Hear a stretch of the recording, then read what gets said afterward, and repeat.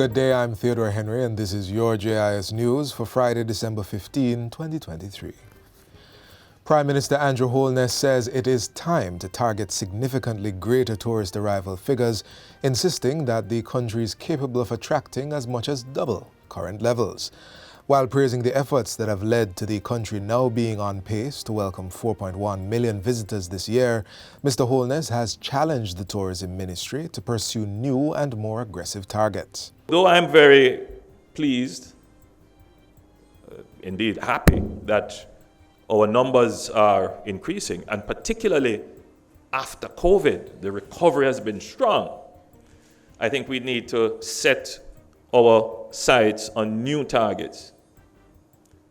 We need to be pushing ourselves more because we have the potential. I think, Minister Bartlett, we could do 8 million visitors.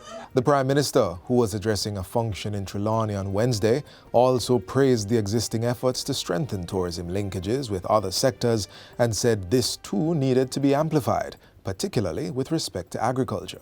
For us to really benefit from tourism, everything that can be supplied to the tourist who visits here, that can be produced here, should be made and supplied from here. That's the next frontier of the government, to make sure that more Jamaican products get into the hotels. In the meantime, the Prime Minister has hailed the opening of the Royalton Blue Waters Resort in Trelawney and says developments like these are a contributing factor to the country's low unemployment rate.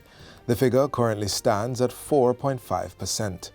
At the opening ceremony on Wednesday, Mr. Holness said the $40 million investment not only revamped the landscape, but created 400 new direct jobs and an additional estimated 350 indirect jobs. Now, when we speak of our unemployment rate going down significantly, this is what is happening.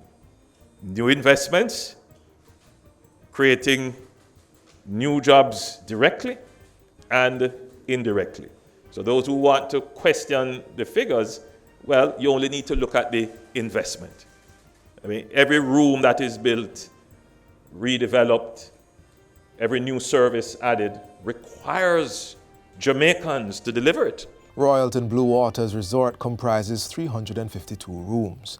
Mr. Holness says that with several new projects to come on stream, he is assuring investors that their call for labor is heard and the government is ensuring that programs and policies are in place to meet the demand. The planning of the government now, it's not just only about investment facilitation and support.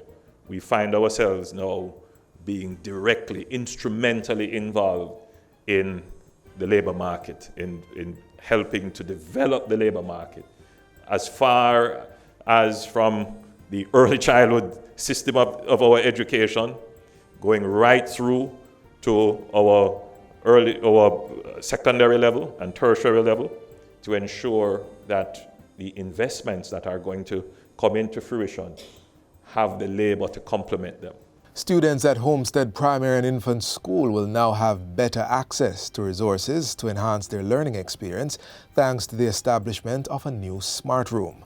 The ICT smart room is funded by the Digital Foundation at a cost of $60,000. It has been furnished and equipped with 12 computers, 12 tablets, a smartboard, printer, and air conditioning units. There's also a smart lock to improve security.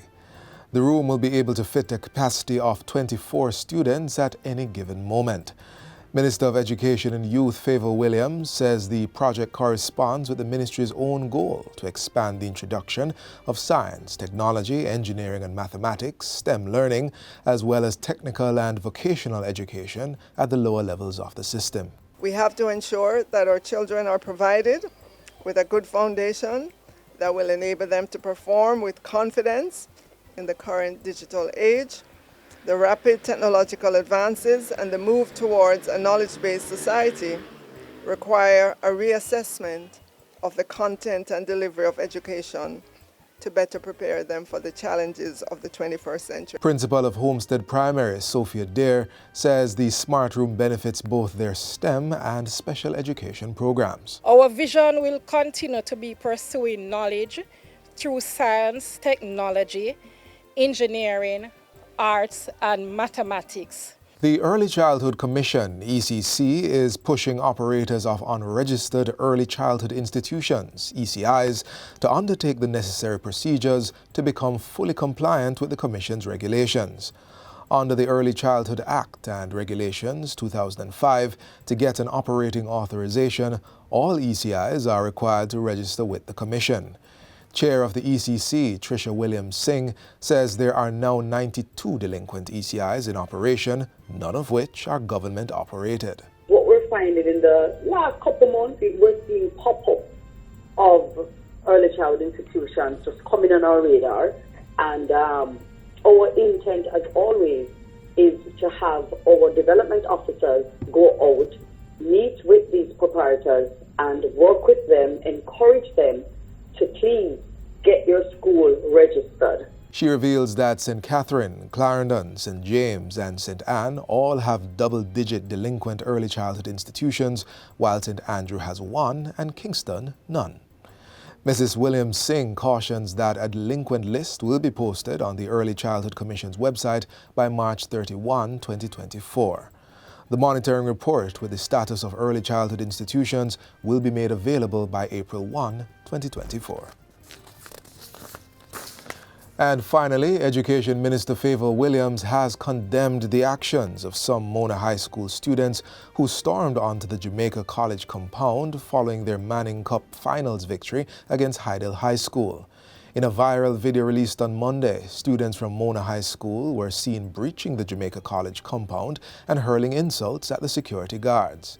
At Wednesday's post-cabinet press briefing, Minister Williams reprimanded the students and encouraged them to display the level of sportsmanship that was symbolic of the sport of football. I lay the responsibility squarely at the feet of the leadership of Mona High School to hold those students who were involved in this most crass behavior to account. We're calling on our boys and girls, we're calling on our parents, we're calling on all spectators to remember that this is not just a national event, it is also an international event.